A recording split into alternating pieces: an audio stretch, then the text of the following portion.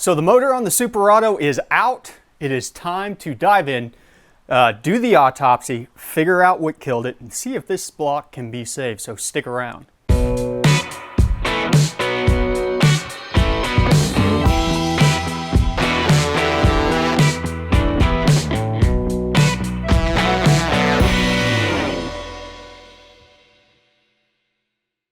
Hey everybody, welcome back to the garage, and as always I want to start out by thanking all of the supporters out there, everybody who has subscribed. If you have not subscribed yet, hit that button down there, ring the bell, check out the live show on Thursday nights. Had a really good crowd last Thursday.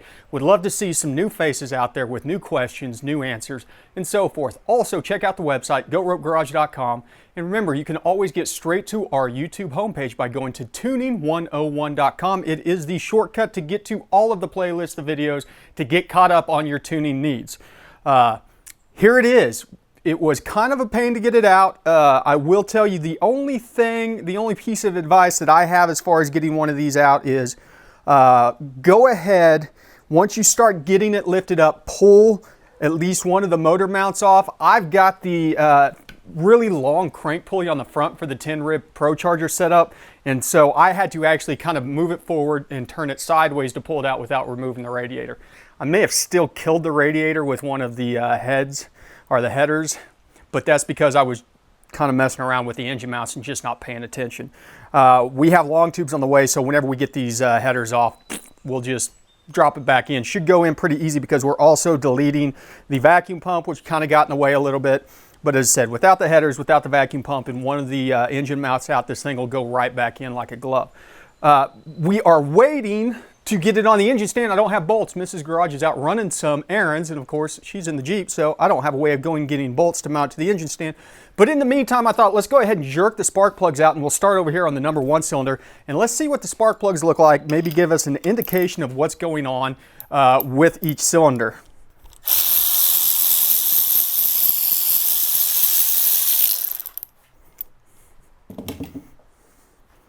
Taking a look at number 1, it's a little bit dark, a little bit rich, smells a little oily maybe. Nothing crazy though.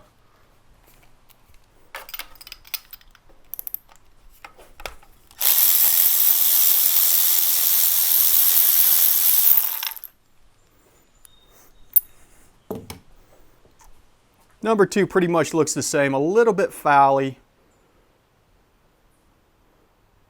Might have some antifreeze on it, but as I said, I'm not sure that I didn't just get some antifreeze in there whenever I was unhooking things, and I kind of hosed a portion of the front end off, and I may have got some water in the cylinders. We won't know if we have a blown head gasket till we get the heads off.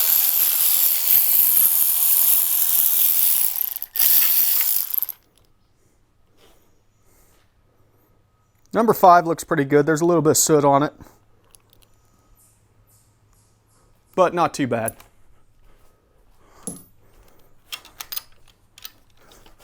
I accidentally bent up my dipstick, so I'm going to have to get a replacement for that, but let's see if I can get number 7 out here. Am I on there? Get on there.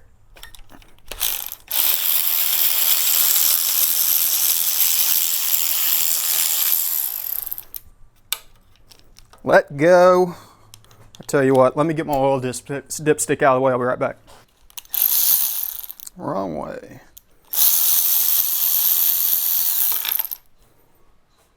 Number 7 looks real good compared to the rest. Looks to have the best burn on it so far. Let's check the passenger side bank, starting with number 2 here.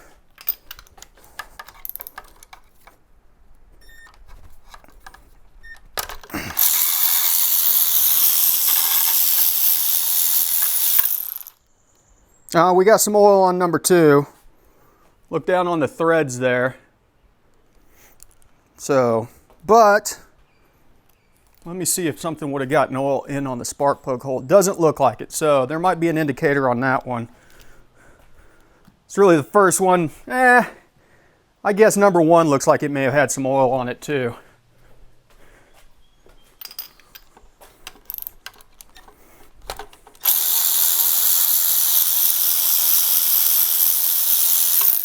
Oh yeah. Number 4 is the same. The burn looks decent, but it's got a little oil down on the threads.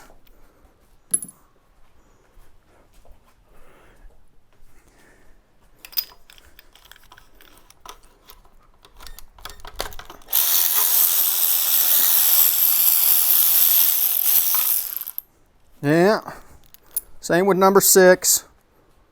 Tip doesn't look bad, it's a little filthy, but oil on the threads. Now, the motor turns over, no problem. I can turn it over by hand, had no issues turning it over. Didn't hear anything crazy whenever I was to get the flywheel bolts out, so I'm anxious to see what removing the heads is going to tell us.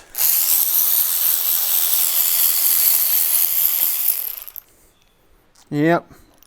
Number 8's got some oil on it too. So we got oil on some of our threads on our plugs. Let's go ahead and keep removing the valve covers here.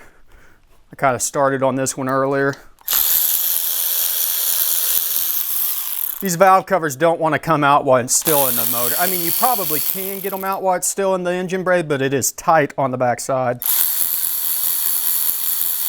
And since we were coming out anyways, I didn't really feel the need to strain myself too hard trying to get it out.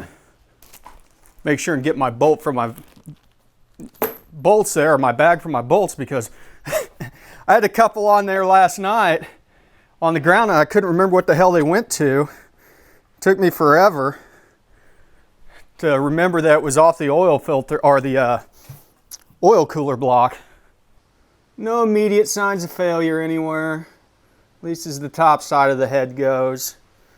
But just gonna have to keep digging deeper here. Get some PB blaster and get on the exhaust manifold bolts. Get them ready to break off. Get ready to pull the heads off.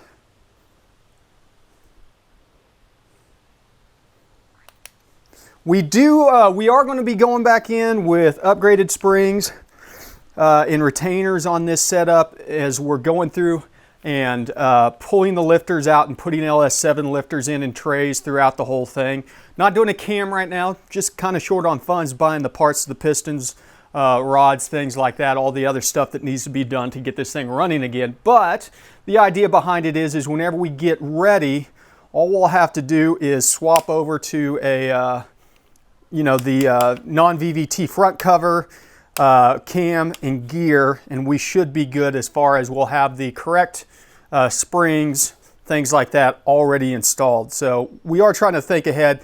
That should mitigate us having to pull the heads off again. We should be able to just pull the rockers off, pull out the push rods, spin the cam to lock the lifters up in the trays, and then we can swap the cam out super easy without having to do all the head stuff over again.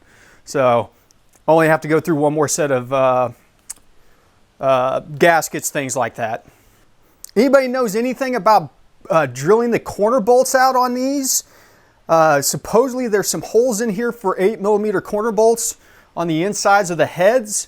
I haven't been able to really find any information out on it. I went ahead, we're upgrading to ARP head bolts. We're not doing a stud kit on this. But we are doing a head bolt kit on this, and I did get the ones with the 8mm studs that go on the inside of the heads for a little bit of extra clamping force on the edges. But as I said, there's not a lot of information out there on there that I've been able to find, so I'd be anxious to see if anybody has anything to say about that. So post it down in the comments below if you've done it, and then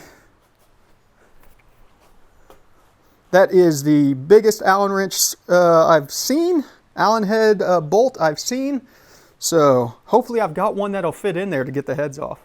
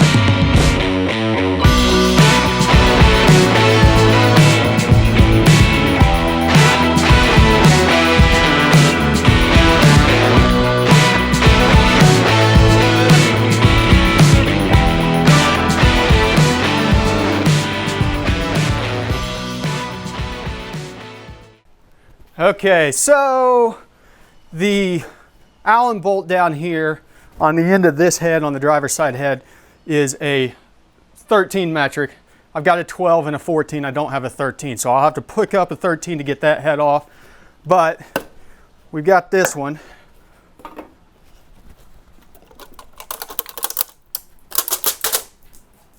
Okay.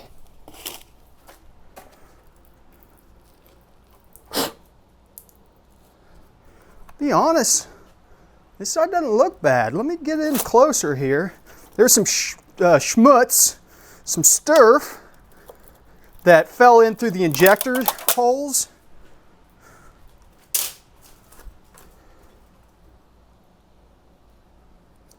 And of course some antifreeze got in through the water passages, but yeah, there's just some like sand and stuff off the top of the block. But let's get in here closer and take a look. All in all, I think this side looks pretty good. At least the cylinder walls. Of course, don't know on that one yet. I'm gonna have to turn it over. Nothing looks torn up. There's no gouging.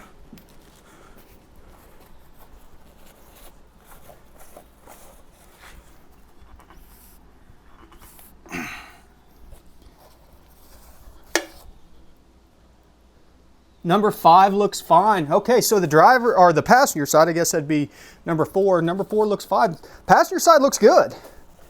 So the question is, and the other side of it is I thought I blew the rear main seal out.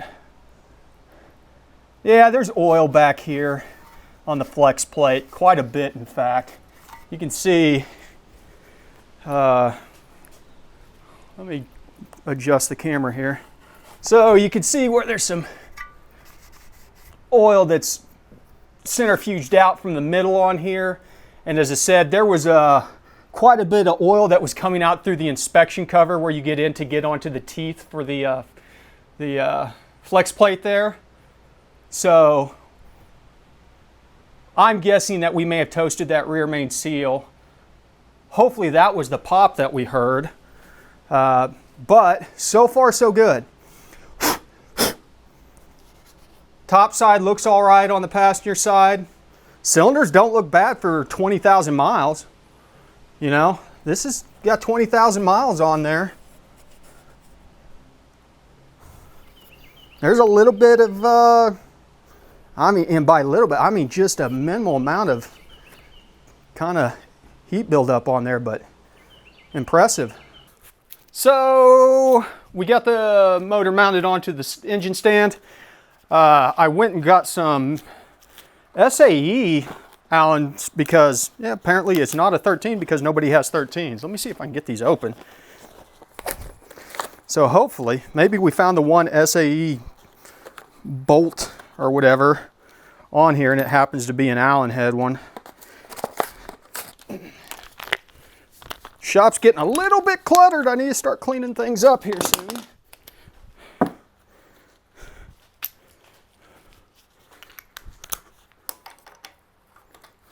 Nope. It's going to be frustrating if this one doesn't fit or it's too small. Okay, it is a 1/2 inch Allen. Good to know. Future reference if you're pulling these heads, 1/2 inch Allen. Get over here where I can brace the stand. There we go.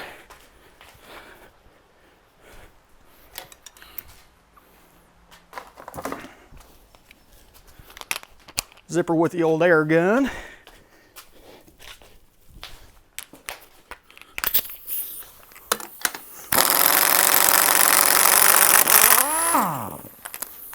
That's all she wrote. Okay, the moment of truth here. Let's see if we can get this a little bit closer up in frame here so you guys can see the reveal of, because the other side looked fine. Okay, we'll give the old head a little tap-rooney here.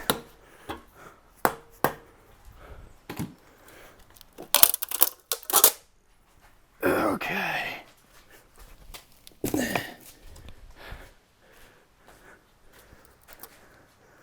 Looking at the head gasket, I'm not seeing anywhere where we burned through or blown the head gasket.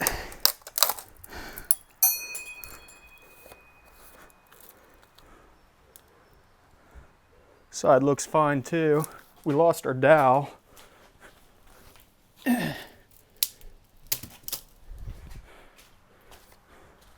Got some schmutz. As I said, the schmutz was from stuff falling down into the injector holes, but ruh-roh, got a lifter that's going bad here, DOD lifter.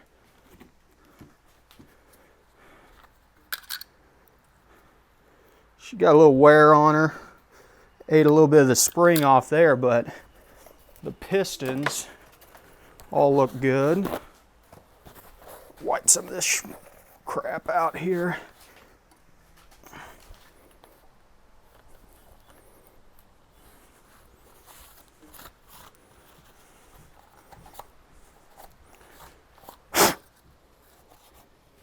So, looking at number 7, it looks fine.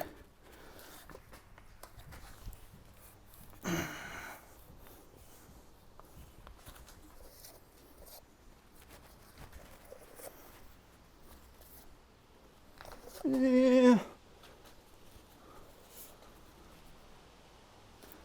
Number 3 looks like it has a little wear at the top, but no scoring on the cylinder.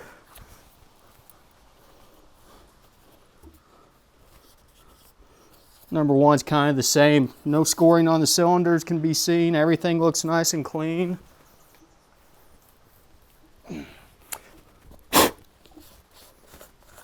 Pistons look to be fairly healthy, in good shape.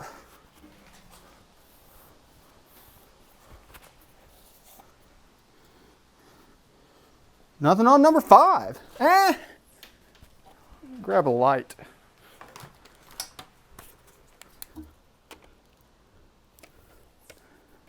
Number 5 has something going on the sidewall, but it's not scoring. I don't know. Everything looks pretty good. And number 3 might be the one that we had an issue with. From the looks of it, looks like something blew by on the inside of the cylinder here. Cylinder's not in bad condition, but I'm guessing this is the one that we got have an issue with the ringland. So let's flip this thing over and jerk the bottom end off of it and see if we can get these slugs out.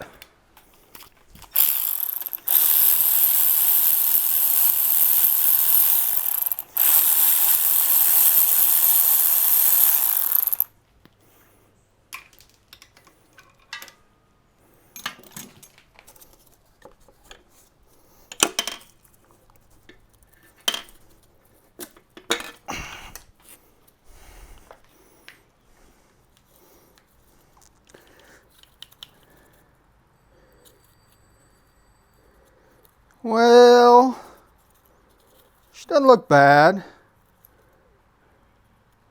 Oh, no, we do have a cracked ringland right there. Right there. So number 1's cracked.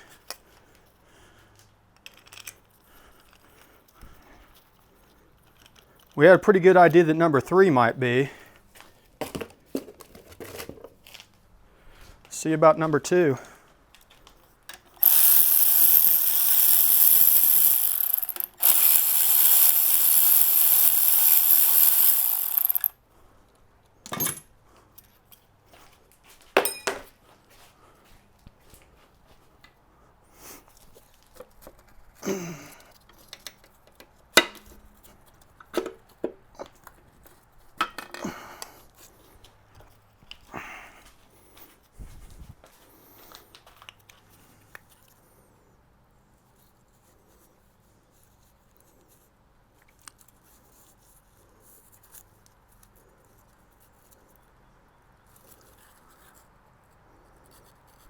Looks like number 2 may have survived.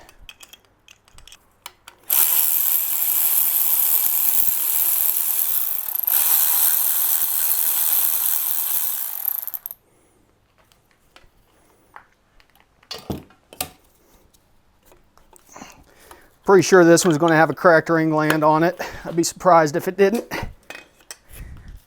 Yep, it does. It's pretty bad.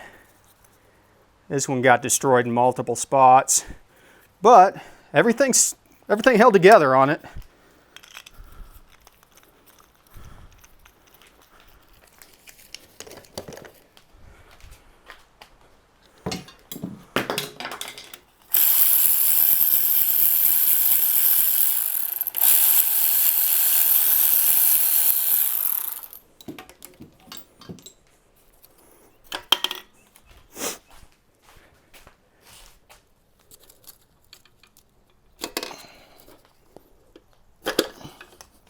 Okay, number 4.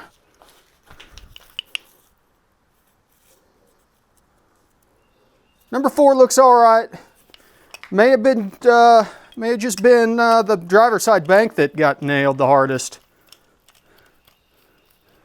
It's very interesting. We'll have to go back and look at the data log and see if that aligns with what we're seeing so far.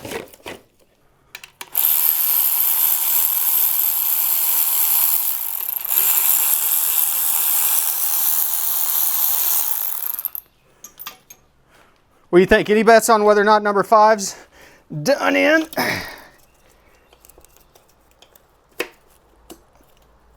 Oh yeah, I'm pretty sure it is. Yep, number 5. Number 5's pretty bad. Pretty bad.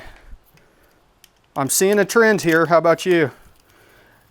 So, this is kind of what we were expecting, cracked ring glands. I'm somewhat surprised that it's just the odd side, but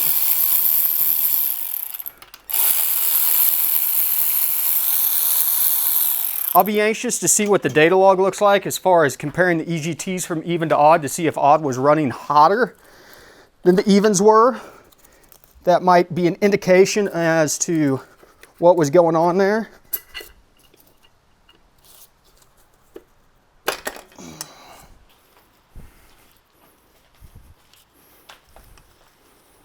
Number 6 looks good. So far, all the odds have been blown out. Cracked ring glands. All the evens have been good so far.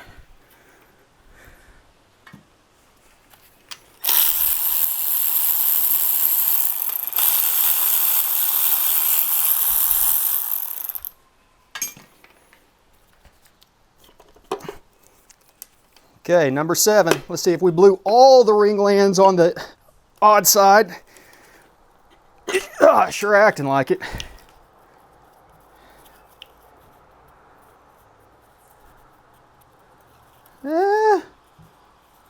Nope, 7's blown. Sure enough. Nope, that's backwards. Not that it really matters. Not like this is ever going to be used again. But you can see it right there. Cracked wide open. Okay, last but not least, let's move on to number 8.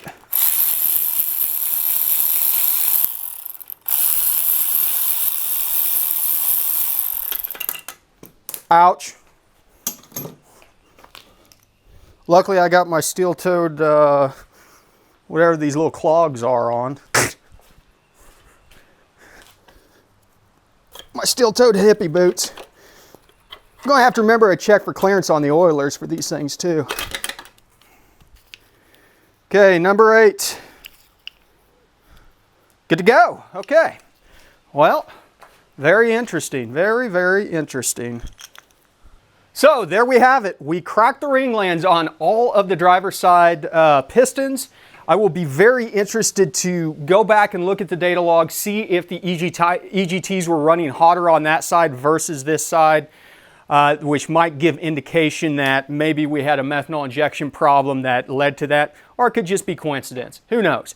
Very interesting to see that the even side, everything looked good on it. So all the bores are not in bad condition. The odd side has a little bit of wear towards the top. We'll hit it with the dingleberry hone. and clean everything up, put a new crosshatch in, I think we're going to be good to go.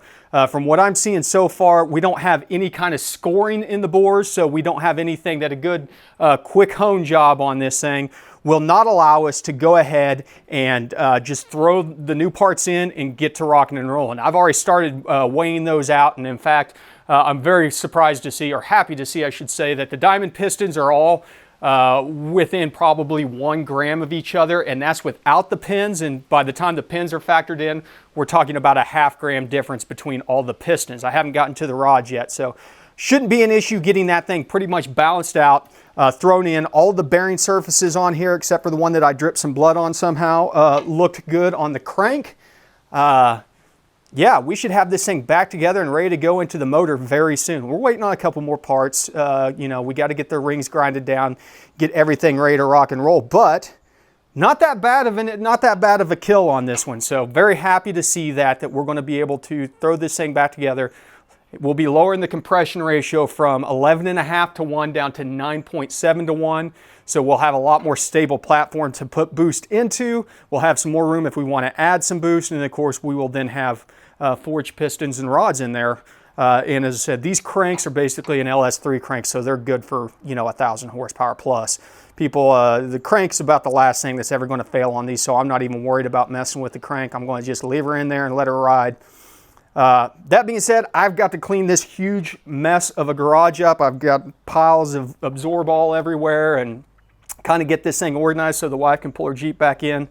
But I think we're in good condition. So thanks for stopping by the garage. Stick around. There's going to be plenty more. We're going to be building we're going to be tuning an even more powerful setup after this. So you're not going to want to miss out on, I guess, which is now Super Auto 3.0, even though this is just the first time that we've had to do a motor. But listen, I appreciate everybody's support out there. Everybody's been great in their support through me going through this process and getting everything sorted out. And I know it's taken a lot of time from some of you patrons out there, so I do appreciate it. But you guys know the drill. ABT, always be tuning.